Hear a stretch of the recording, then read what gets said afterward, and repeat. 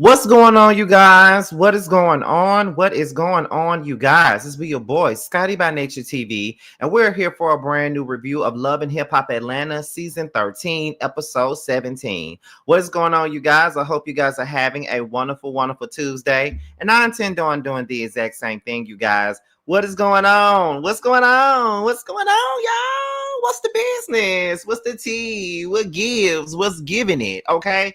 We're here to talk about Love and Hip Hop. Now, I'm gonna tell y'all right now, if y'all not watching Love and Hip Hop Atlanta, I don't know what y'all missing. Love and Hip Hop Atlanta is good. Okay. This show is motherfucking good. I don't know what y'all missing out on. I know every time I look at the post about the show on Instagram, everybody love to say, "Oh my God, this show is just so played out, and it's played out, and it's this, and it's that, and it's played out, and it's played out, and it's played out." Love and Hip Hop Atlanta is not played out, honey. Love and Hip Hop is still good. Now, it's not like the golden days and stuff like that, and I'm not really expecting any of these shows to go back to how they was in the golden days, however. But at the end of the day, Love and Hip Hop Atlanta is a good show. Very good show, okay? Now, I did a video earlier today. Well, I did it yesterday, but it came out today. It was mainly about the 50 Cent and T.I. beef. And I think what I'm going to do, I think I'm going to do a full reaction video about T.I.'s diss song towards 50 Cent. I think I'm gonna do that tomorrow sometime, and I'm going to do a video about the Real Housewives of Atlanta trailer because I got some additional tea about this season that I think that you guys will probably want to hear. So I'm definitely going to do a video about that tomorrow. I would have done it tonight, but I'm off tomorrow. So what I want to do tonight is after this, lay down, get the proper rest that I need, and then when I get up tomorrow, we can get right on back into the content and get right on back into the videos because that's what I need to do. Okay. But yes, indeed, honey. Yes, indeed. We got some things to discuss and got some things to get into. All right. So far, it's like 22 of y'all up in here. Hopefully we get to the 100 people in every, the goal is to hit 100 people with every single live that we do. So hopefully we get there. And like I said earlier, but like I always say, like I've been saying in every single live, 2026 is the year of engagement, honey. And if I got 22 people in a live, then I need to have 22 people engaging in the comments and talking in the comments about exactly what we're talking about. That's what I need. That's what I want. That's what we need to have. Okay. So yes, honey, we're gonna get into some things in just a second. Y'all know we get this thing started at the 5-minute mark. Y'all know this already. Let me see. Where we at? Oh no, I'm looking at the wrong shit. Trying to get this shit ready and prepared, honey. Ready and prepared, honey. That's what we're trying to do. So many people are live right now, though. Okay.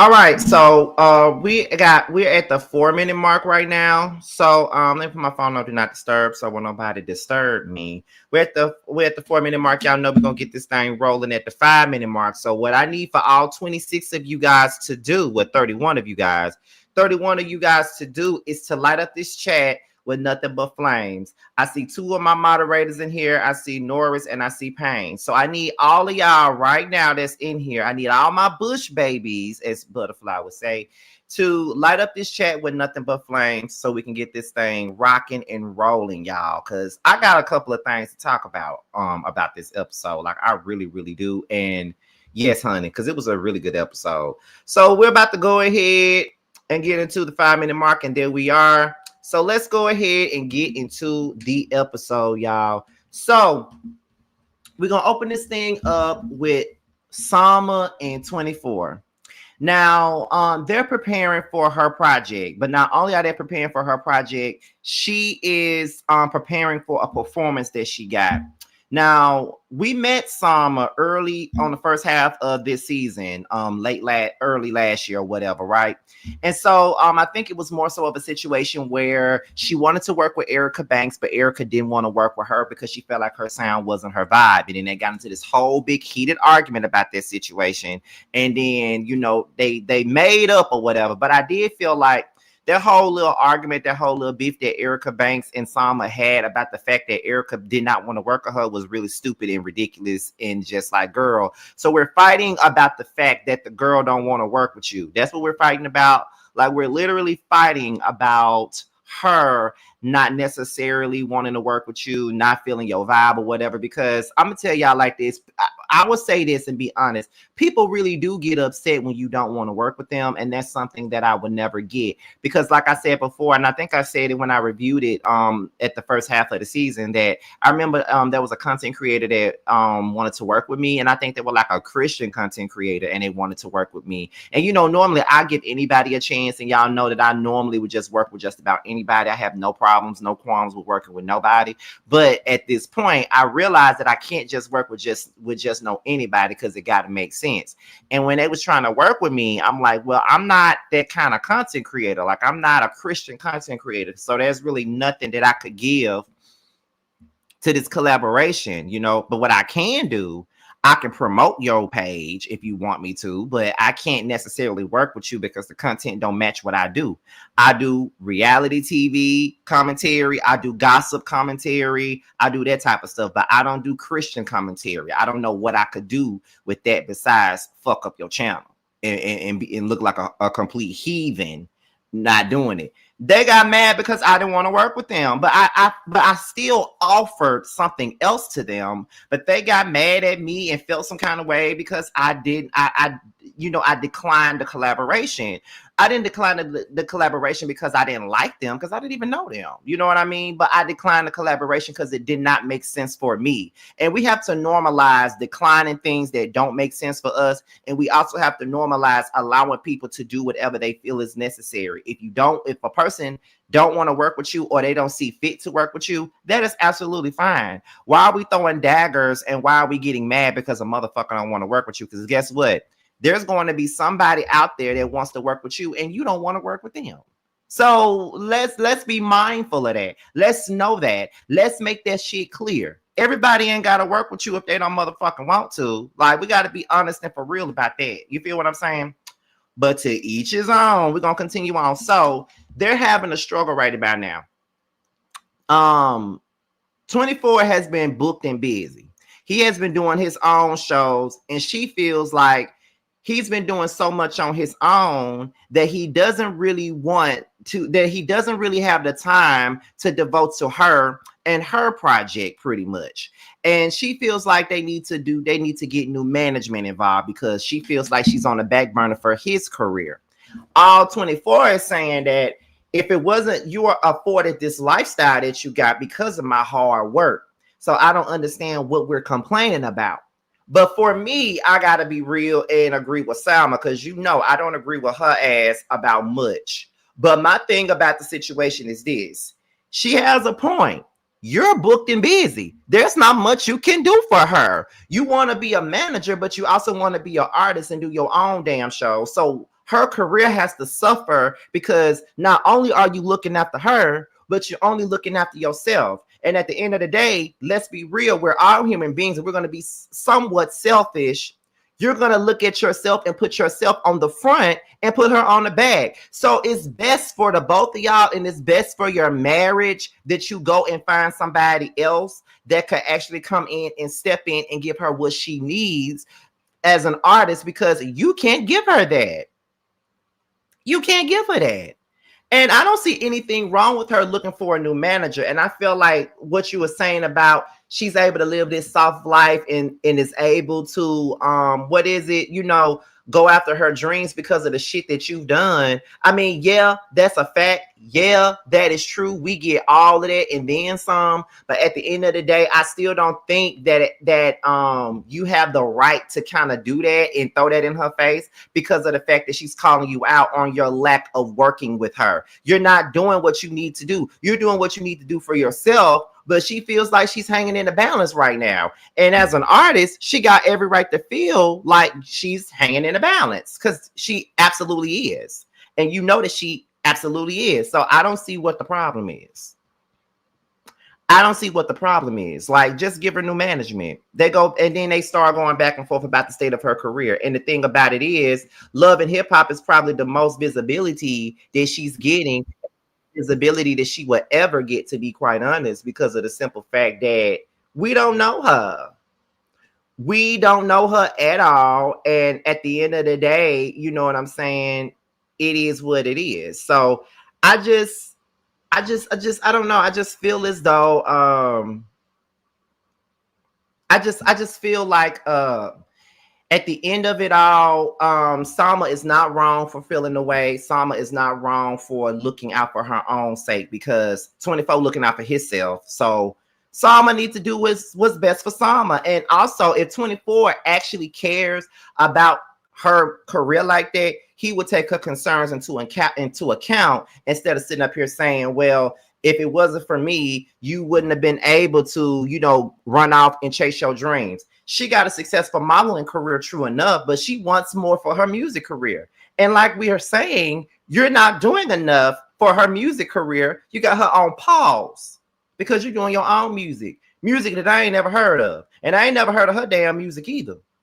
Even with her being on Love and Hip Hop, I'm not interested in listening to her music, to be fair, but to each his own. So now we go ahead and we get into Spice. Y'all know I don't like Spice, but this episode, she wasn't too annoying.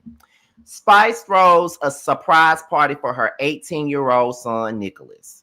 Now, the last time I checked, I thought her kids were much younger than that. I thought that, he was much younger than that. I did not realize he was 18. What we don't realize is that when we're watching these reality shows, we literally be growing up with these people and we're growing up with their kids. Because I remember when her son was young, and Spice has been on this show for a long motherfucking time. I think Spice came on this show. I want to say she came on this show 2016 or 2017. Because I know she came on this motherfucker in season 7, and here we are in season 13B. So she been on this show for a long time.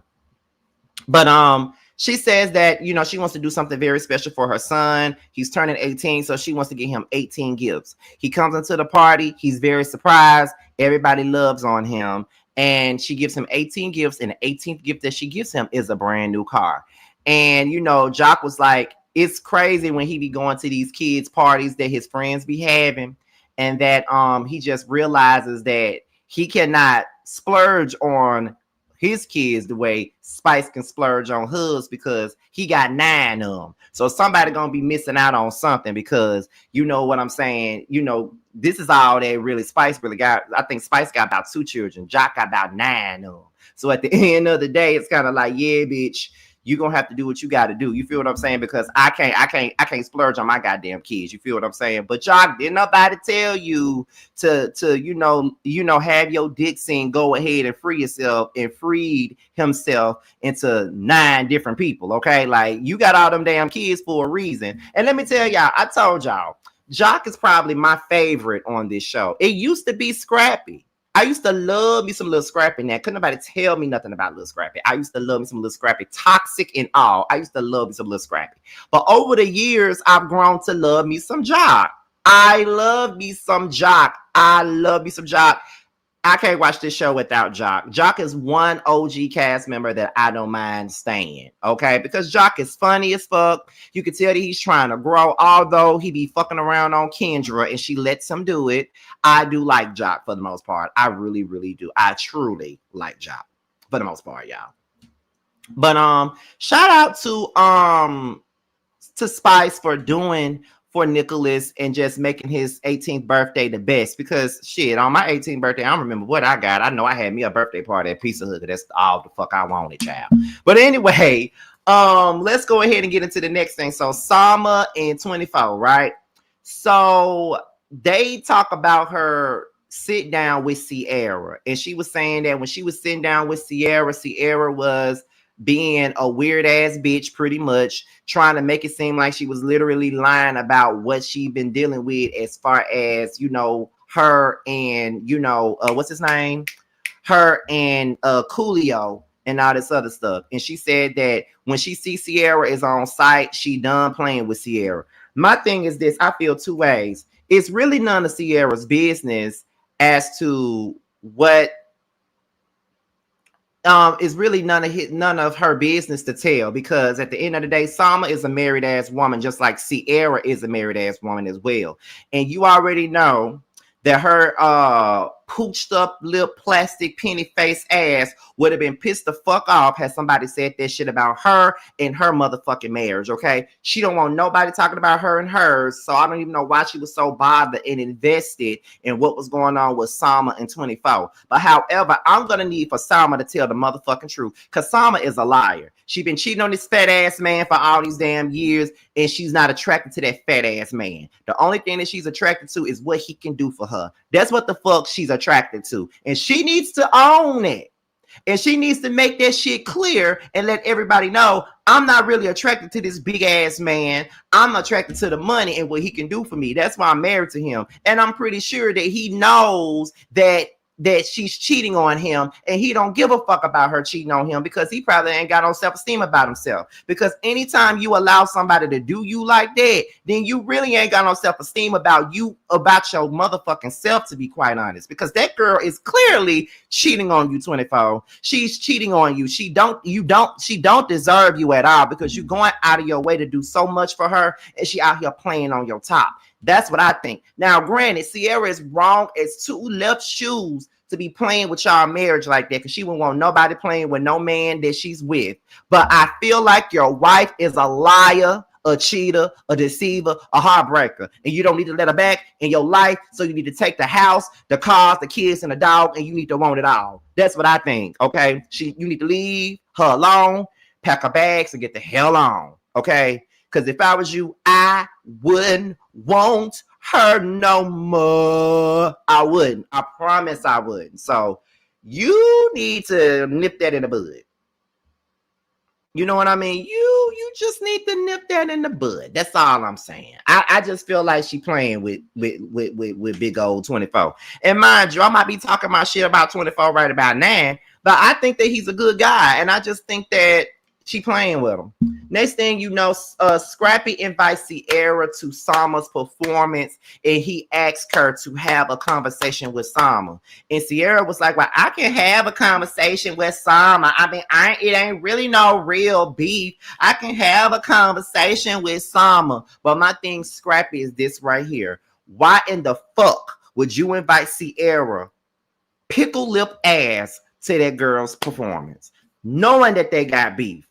Somebody had to get up in your ear and tell you what's going on with somebody. Some production had to get in your ear and say, hey, I need for you to invite Sierra to this event.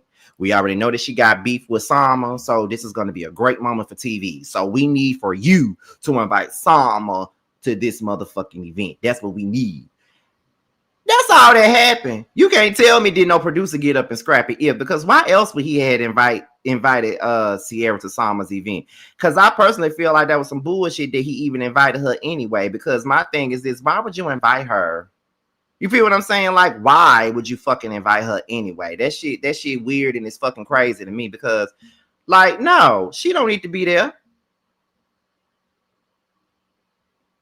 She don't need to be there at all. Like, because Sierra is one of the biggest issue with is the biggest problem for Sama. Like, it's one of the biggest issues, to be quite honest. So she shouldn't even be there. But yeah, Scrappy, you wrong for that. I just feel like she shouldn't have even been invited. That shouldn't even been something on your to-do list to invite that girl, to invite that damn sausage lip ass girl to that girl's performance. You wrong for that. You wrong for that, and you here to cause some motherfucking trouble. That's what you're here to do. Okay. Lil Mendeecees and Yandy, they were sitting down talking, and I already knew that we was gonna see this. Lil Mendeecees was basically saying that yes, he admitted that he's affected by Yandy and Mendeecees breaking up. And Yandy was like, well, I don't want you guys to ever feel like y'all are going to be separated, because no matter what me and your father does, we're still family at the end of the day. You know what I mean? Like, we're still going to be family. So it really don't matter what's going on, but he did admit that they are affected by this situation. And I know that they're affected. I mean, they have to be, because they was in this, they were all in this together, like, so, and they went through a lot. And we could say a lot about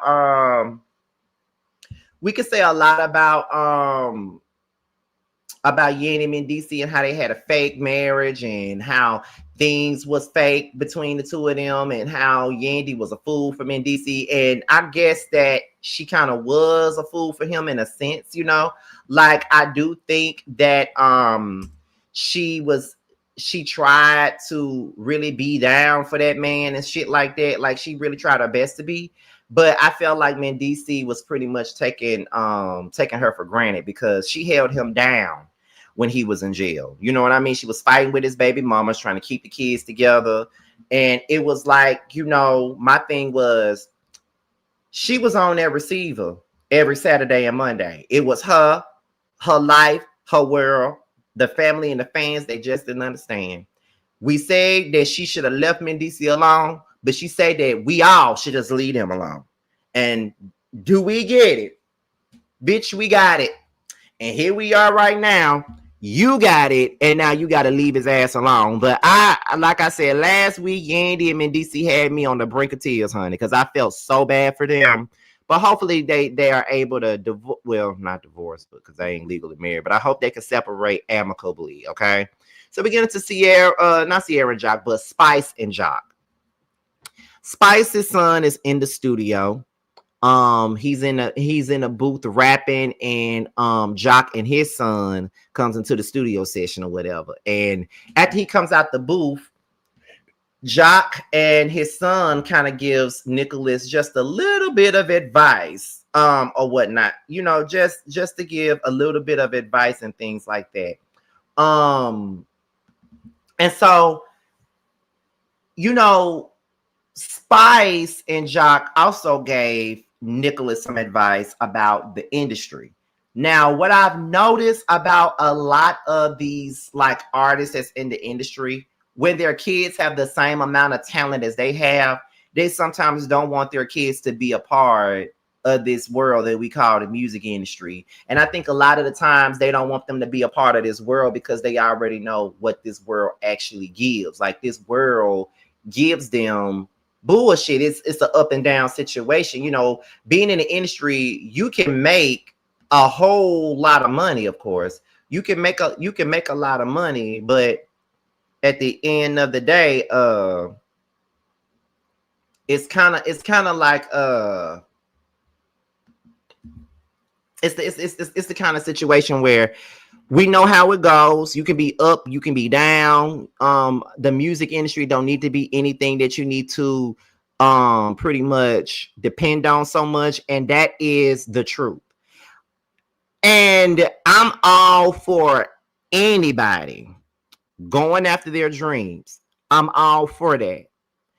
Whether it's the music industry, whether it's the media industry, whether it's writing, whether it's a business.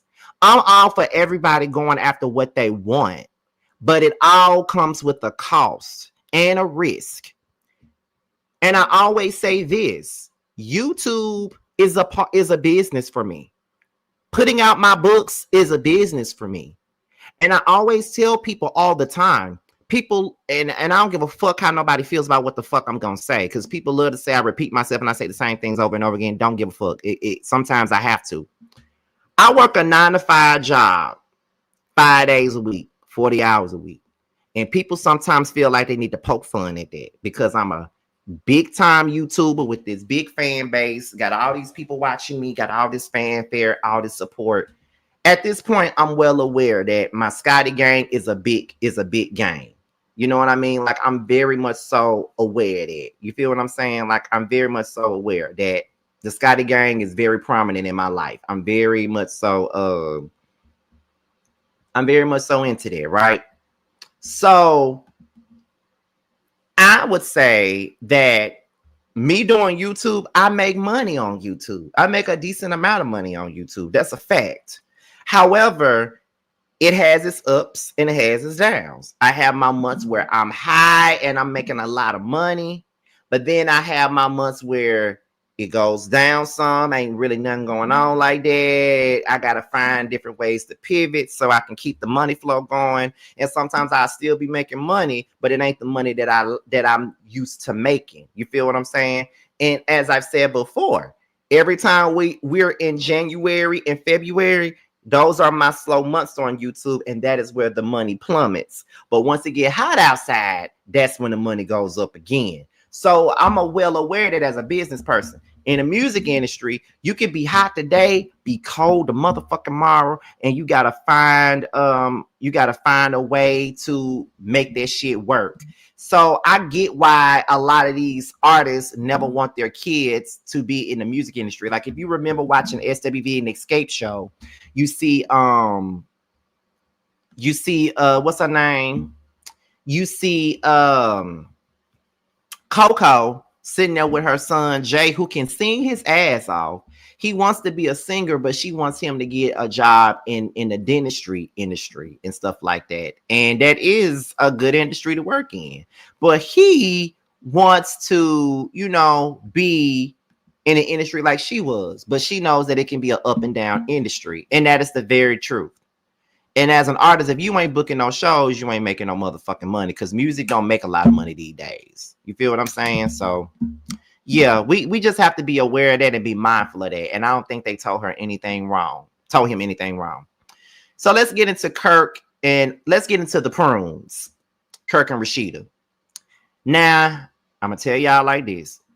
Y'all know I'm good for a Georgia Prune read every review. Y'all know that. But I'm going to give them a little bit of grace today. Okay? I'm going to give them a little bit of grace. Y'all know I don't normally do that, but I'm going to give them a little bit of grace today. Shout out to the 103 people that's in here, okay? If you in here, it's 100 of y'all in here. Make sure y'all are engaging. Moderators, make sure they are engaging. Make them comfortable enough to engage. But anyways, so Kai is a murder suspect. And we all know what happened with that because I reported on the story. And Kelsey was revealed to be in an abusive relationship. And Kirk and Rasheeda are feeling away because they were not aware of some of the things that Kelsey was going through. And all they want to do is protect Kelsey in these situations. And I'm, like I told y'all, I am going to give them grace. I promise you I am. But it wouldn't be me if I didn't call out the elephant in the room, right? I think it's sad that Kelsey went through that. I would never make fun of nobody going through DV. I would never make fun of anybody going through DV to where someone ends up hurt.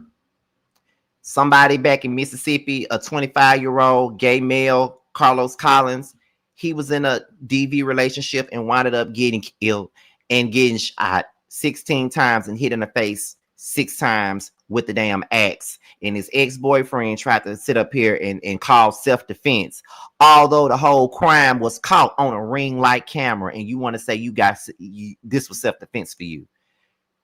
And if you look at the boy Facebook page, it was all about stalking. And he got life in prison with no motherfucking parole. So I would never make fun of anybody going through DV to the point to where it's leading to someone getting hurt. But just listening to this and listening to them talk, I can't help but think about the fact that Rasheeda was sitting in the face of a woman who was coming to her, talking to her about going through a similar situation with her ex-man. And she sat there, looked in that woman's face, and told her that she did not get her ass beat by that man. Didn't believe her because it was her friend's husband at the time. So here we are, 13 years later, and now your stepdaughter is now in the same shoes as K. Michelle was. It's funny how those tables turn. And I hate to throw that up. I really do. Because as I told y'all, I'm definitely extending Rasheeda grace. I promise you I am. I'm not here to drag her tonight for real, for real. I promise you I'm not. But I gotta say it. And it's I gotta say that. You feel what I'm saying? Like I got to.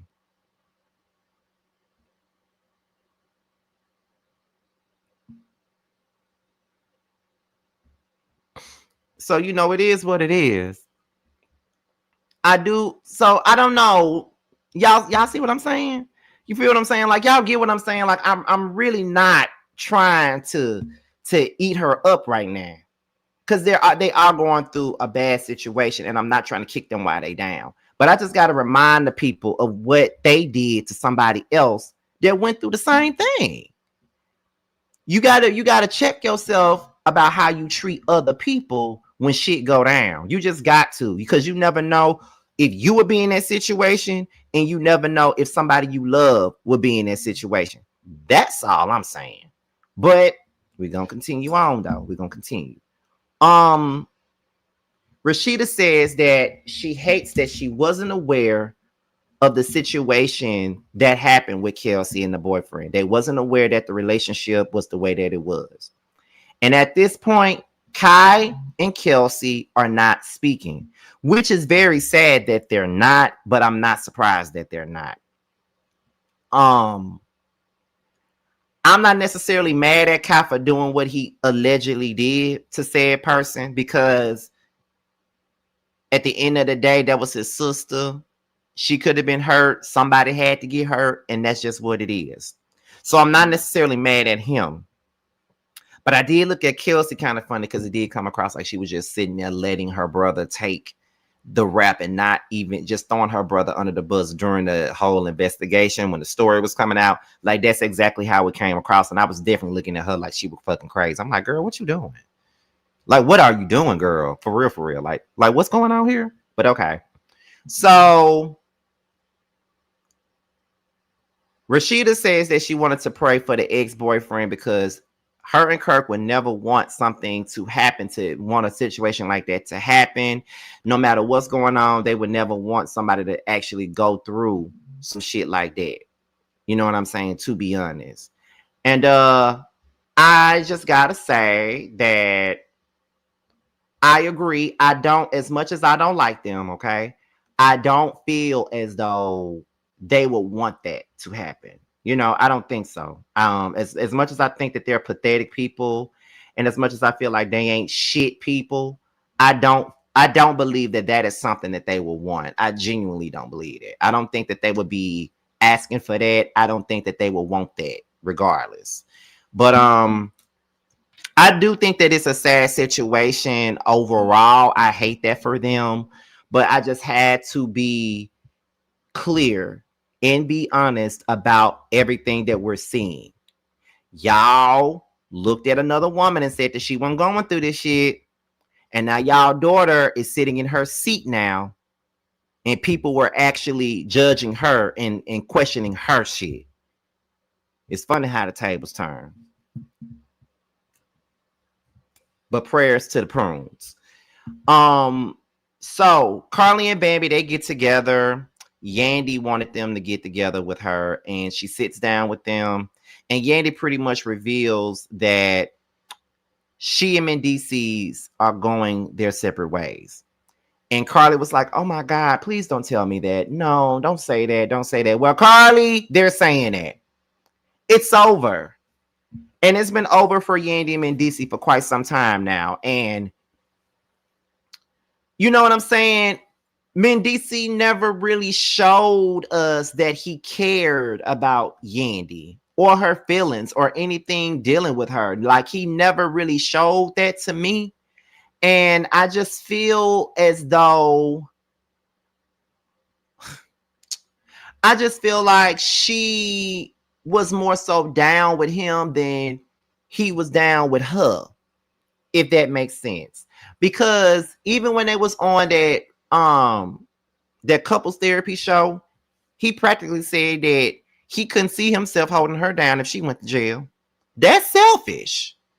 Bitch, how dare you say you can't hold me down when I done held your motherfucking ass down, fought with your baby mamas, got them a check on Love and Hip Hop,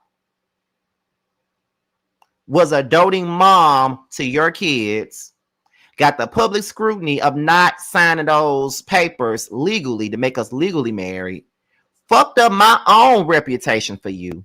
And you mean to tell me that the shit and the sacrifices that I put on myself for you, you couldn't do the same thing for me? But this is why we got to realize what we're riding for and what we're fighting for. You feel what I'm saying? They are so many things that I did in the past with my relationships, and I knew that them motherfuckers would never do that for me. And they didn't. They didn't do it for me. They didn't. I helped them. They ain't helped me. They didn't. Most of them didn't. So it's just like, what the fuck? You feel what I'm saying? So it's just like, for me, Yandy was always the one that was clocked in their relationship. Yandy was always the one riding the dime from NDC, always trying to make things right, always trying to put him in a better position. He wasn't doing it for her because she was already in a better position. So she didn't really need him. If you really want to be honest, Yandy did not need Mendeecees for shit. That's it. Yandy didn't need him for shit. And she was going to be good with or without him. But was he going to be good with or without her is the question. And I think he knew that he wouldn't be shit without her. Because he got with her. He got in the limelight. He started making money. People took notice of him and all that other shit. But what people don't realize is sometimes when you put your man on, sometimes that also helps them get access to other bitches, other pussy, everything else. Not to say that they don't love you, but they living a life that they never could. But you like a stumbling block to them, basically. Like they can hit any hole they want to at this point. Mainly because of you. Because of you. You put them on, basically, in so many words. Like, you put him on. So he can, go out, do whatever he want to do. And that's just it. So I don't know. I feel bad for Yandy, and I hate that for Yandy. You feel what I'm saying? And even when Kirk and Rasheeda was sitting up there talking about them all last season, I felt like even that was fucked up, honestly. I felt like that was fucked up. Because, you know what I'm saying? It's kind of like, girl, you understand what I'm saying? Like, it's just crazy to me. You know what I mean? Like, because she was down with him. She was down for that man. For real. Down for that man. And I don't know.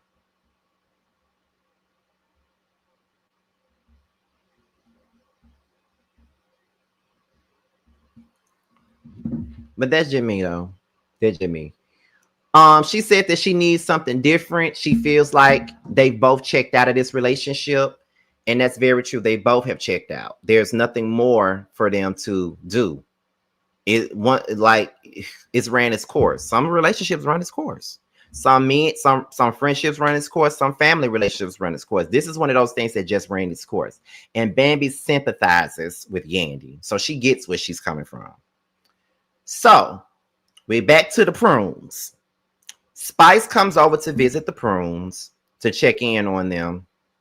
And they talk about Nick's birthday party. And we already know that, Grandma Prune and Granddaddy Prune couldn't be there due to the fact that, they are enduring a lot of threats in these Atlanta streets due to everything that happened with, the rapper that Kelsey was dating. And so she said that Spice was like, well, I know that you guys are probably dealing with a whole lot of stuff, and I know how you guys probably feel about the false narratives that's going around. And Rasheeda was like, baby, I had to detox from social media because my thing about this is people are coming out here fucking with us. We're getting threats. There's hate trains out there. There's people spraying stuff at Frost Bistro. We had to close down our restaurant for a couple of weeks. We had to close down Press for a couple of weeks because it's not looking good on our end because everybody hating on us about what happened. So we're just laying low right now. And Spice was like, well, I understand you laying low, but how long are y'all gonna just lay low? She said, listen, there ain't no rush for me to go out there into that world for shit. It ain't no rush. And to be honest, it's really not. Like, just settle for what you got going on. Like, you gotta focus on your family right now instead of making appearances. Because who wants to make appearances in this situation? Because soon as you come out, everybody's gonna be wondering, okay, girl, now what happened? What was going on with you and your hood? What was going on with your son? Did your son kill somebody? Was your daughter behind the whole situation? Like, you already know people gonna be asking a whole bunch of motherfucking questions about this situation. So you're doing the right thing by just staying your ass where you at, to be honest. Like, I mean, because that's what I would do. Being real, I stay my ass at home and not, so I won't have to deal with the bullshit of everybody asking me a whole bunch of questions, because the questions are going to come, and the people are going to be asking. So yeah, you doing the right thing. Honestly, you are, because I probably would do the same.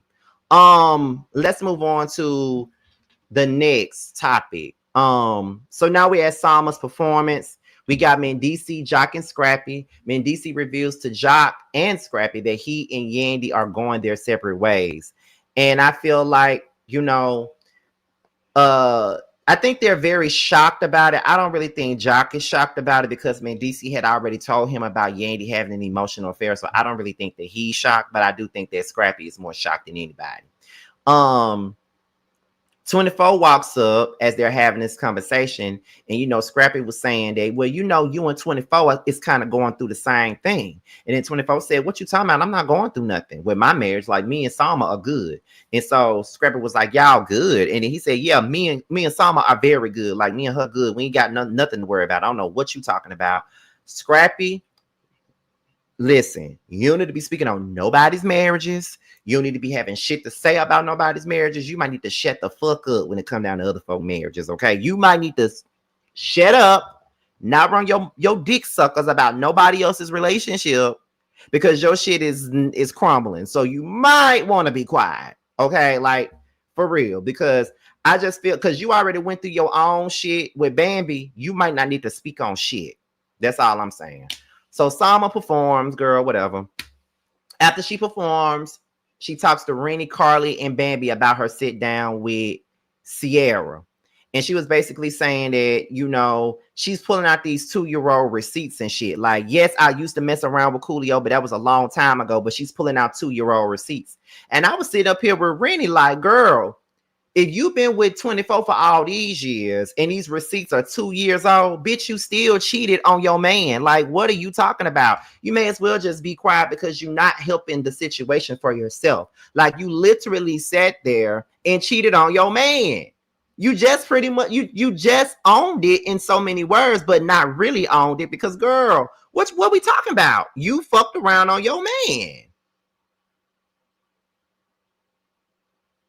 You fucked around on her. So to me, I'm just like, girl, you lying, and things would be so much better for you if you would just own it. And then she says that Sierra is a weird ass bitch, and I do agree with her when she says that Sierra is a weird ass bitch, because she is a weird ass bitch for being so goddamn invested in somebody else's relationship. Because what the fuck it got to do with you? So then Carly tells them that she wants to do a divorce trip. She's officially divorced at this particular point, and she wants to celebrate. But Bambi says, I'm probably going to miss out on that trip, because a divorce trip really ain't my steez. I don't celebrate divorce. Drummer Boy and Jazzy Faye are here to support Sama. They in the same room. It's very hard to get them both in the same room at the same time. Love me some Drummer Boy and Jazzy Faye. So Sierra and Zay, they're hours late, but they arrive. And I feel like they're arriving ready to be on some bullshit, because they're both messy as fuck. So they walk in, and Sierra and Zay get into it immediately with Sama and 24. So they're calling each other hoes. And then I think that was I think Zay, I think 24 got pissed off because Sierra brought him into the conversation. So he was like, you need to talk to your bitch. Don't talk to me, because she shouldn't be talking about me. And then that's when Zay was like, my brother can fuck your hoe tonight, or something like that. And then that's when Sierra was like, she the biggest hoe. She's the biggest hoe. And then that's when someone was like, you trying to have a baby. You need to focus on that. And when she said that, I'm like, Not her throwing up the fact that Sierra eggs are scrambled. Oh my God. Oh my goodness. No, she didn't go there. Like, I was like, God damn, Salma. But at the same time, though, I ain't even mad. Sierra is way too invested in her motherfucking business. I can't lie. And is it just me? Or do I think that Sierra is still... I think that Sierra is still out here abusing antidepressants and getting drunk. Because every time I see her in these scenes, she seems like she's drunk and high all the time. Is that just me, or am I just looking too hard? Because that's what it comes across to me. It seems like she always drunk, she always high on some all the time. That's what it seems like to me. Just saying. And these are my eyes. And if you want to pluck them out, you can give me 2 more. Okay, that's all I'm saying. So they get into this argument, and the next thing you know, 24 charges at them, and it's a big mess. And Sierra threw a drink on Salma, and I don't think that Salma registered it yet, but Salma tried to run up when 24 ran up. This was a big mess. And to be quite honest, I wish that they would have let them just fight. I wish they would have just let them fight.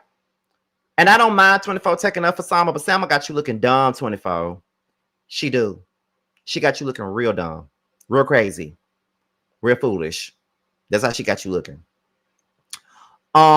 Rennie, Scrappy, and Bambi, they discussed the receipts. And, you know, Rennie basically saying, she keep on saying that it was 2 years ago. But for me, it's like if it was 2 years ago, that means you were still cheating on your man 2 years ago. Like, it's not really changing up on nothing. Like, you were still fucking around on him. And like I said, I agree with Rennie. But then Scrappy sitting up here talking about it. And I just feel like you don't need to talk. Like I said already, you don't need to talk about shit because you already went through your cheating scandals with her, with your wife already. You don't need to be talking about a motherfucking thing, okay? Please calm the fuck down because you don't need to be talking about shit. Okay. And I just feel like Scrappy's just happy that it's not him. And then Mendeecees was like, but here's my thing. If 24 doesn't care, why does everybody else give a fuck about what's going on with them? It ain't got nothing to do with them. So why is everybody else so bothered and so pressed about this situation? And to be quite honest, I'm here with Mendeecees on it. I just feel like at the end of the day, if 24 don't care about his wife cheating on him, then why does everybody else have any opinions about it? His opinion is really the only opinion that really counts and really matters at the end of the day. So why the fuck we so worried about what the fuck he got going on with his wife? He don't care. So why the fuck should I care? It's just a simple, it's just simple as 1, 2, 3. Understanding is what we need. Carly says that 24 needs to stay out of the argument between the girls. Sierra and Salma was arguing, so 24 needed to stay out of it. I think you need to stay out of it, Carly, because I feel like you're friends with Sierra. So that's the only reason why you sitting up here coming to her defense and trying to say that let the girls argue, because at the end of the day, 24 probably never would have said shit had Sierra not brought him into that conversation. She brought him into that conversation by saying that he was fat as fuck and that he can't fuck her right, and that's why she out here cheating on him. She involved that man in that conversation. And Carter was like, we cool. I ain't got no beef with you, so you shouldn't be coming at me like that. He was like, yeah, we cool, but that's your friend. He was talking about Sierra, but that's your friend. And yeah, he got a point there. Sierra, your friend. We cool, but that's your friend, and that's who you standing up for. So yeah, Carla, stay your ass up out of it. Leave it be, because it didn't have shit to do with you no way. But anyway, y'all, that is my review on Love and Hip Hop Atlanta. I hope you guys enjoyed it. Okay, I'm really having fun doing my reviews right now. I'm really having fun. And I hope y'all are having fun listening. I hope you guys enjoyed the show. We had 120 people in the chat tonight, and that's pretty good for my Love and Hip Hop reviews. So that's pretty much it. So let's go ahead and get into what we got going on right now. Make sure you guys check out the Scene ATL. On Thursdays at 8 p.m. We got 3 more episodes to go before the end of the season. So make sure you guys stay put. Be sure to pick up my book. It is now available. It's called That's Why You're Lonely. It's available on Amazon and Kindle Books. So with that being said, this be your boy, Scotty by Nature TV. Be sure to like, rate, comment, subscribe, share this video, and also click on the notification bell so you can be notified whenever a video drops. And if you want to follow me on any form of social media, my Twitter, my Instagram, and my TikTok will be down below. With that being said, you guys, your boys up out here, and I'll see you guys on the next one. That 20, yeah, you always been a sneaky bitch, hating from the sidelines, trying to get picked, yeah. You don't found one, yeah, you don't found one. You don't found one, found you a real one. On my assets lately, you catch a face, shots fired, catching babies. Heavy on the highs, better get you some gravy. Cut that lady check, why you out here being lazy? I got bored with that season, I'm talking shit when I'm spitting. Fact the bitch, I'm the reason. When it got you hoes heated. Snow got them hoes sneezing, got the meals you not eating. Where had them hoes leaking, God trust when I'm speaking. It's getting big bands gon' make it hot. Real niggas gonna come up, don't let the game gon' change us. Real niggas in my sucker hole, don't ever play us. This the real hustle, we make the money, don't make it make us. They ain't bout shit, talking out they neck. Bitch, we bring the heat every time we step. You fucking with a beast, fucking with the best. Get money on the east, plug on the west. Bitch, I'm from the north, but we run it south. Bitch, we outside, what you talking about? Who the fuck is me? No, who the fuck is you?